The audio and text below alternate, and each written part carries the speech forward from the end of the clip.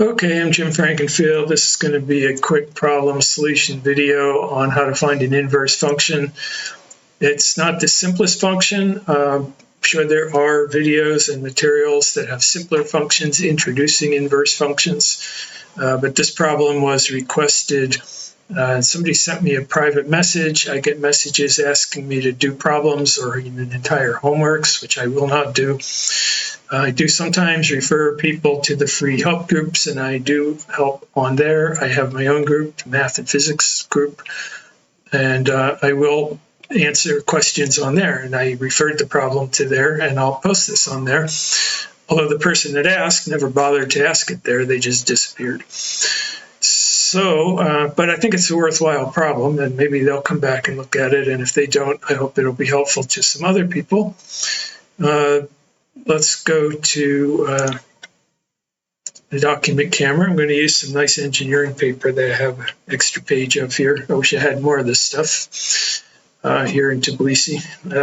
So I want to find the inverse function of this. So what I want to do is find f as a function of y. So I need to solve this for x. So we're just going to do some algebra, but we're going to have to use exponents and logs here. So I'm going to multiply both sides by this denominator, and I'm going to have 1 plus e to the x is equal to y minus ye to the x. Now I want to get the x's onto the same side. Sometimes it helps to circle what you're looking for. And in fact, in long, complicated engineering problems, there could be many variables and you can forget what it was you wanted to find. So you can circle what you're looking for, and I need to get those on the right and the other terms on the left. So over here, I'm going to have y, and I'm going to bring this 1 over here, and over here I have an e to the x, and I'm going to bring this ye to the x over here.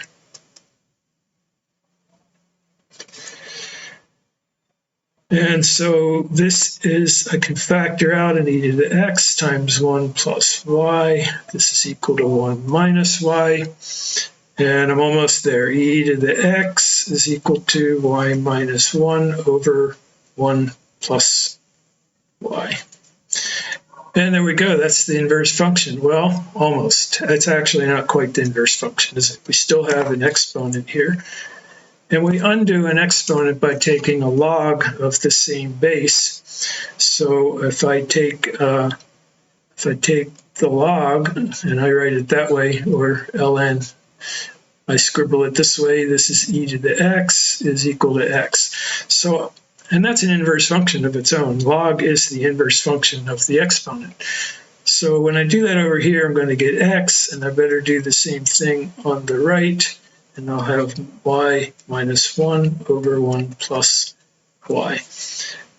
And now what I wanted was the inverse function, so I'm going to write this in the inverse notation. F inverse of x is equal to log of x minus 1 over 1 plus x. That's just changing the notation. You've essentially finished your work over here. So that's how you do that. You just solve it for the other variable and do some algebra.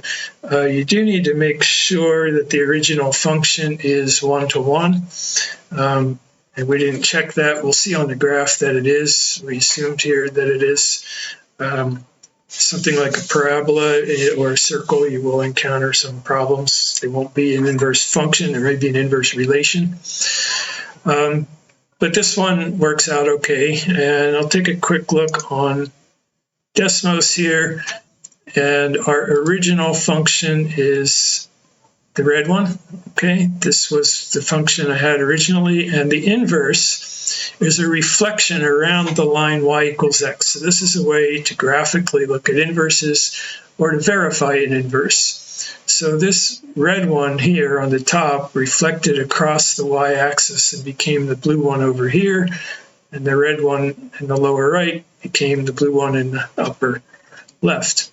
So we reflected the red one.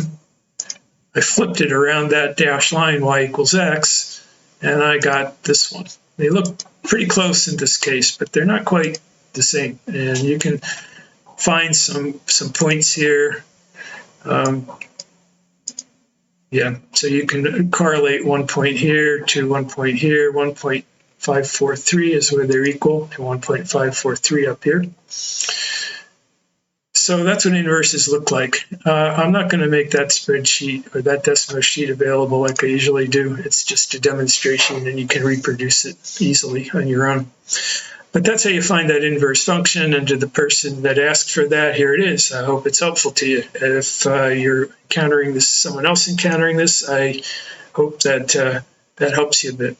It can look a little intimidating, mostly because of the exponentials in it. If you know how to find an inverse, it's just going back to algebra.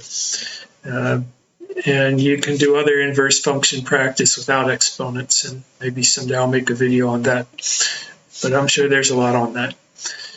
So that's it. Short one, just one problem. Found the inverse, looked at it on the graph, looks okay, and we're done. So I'll see you next time. Bye.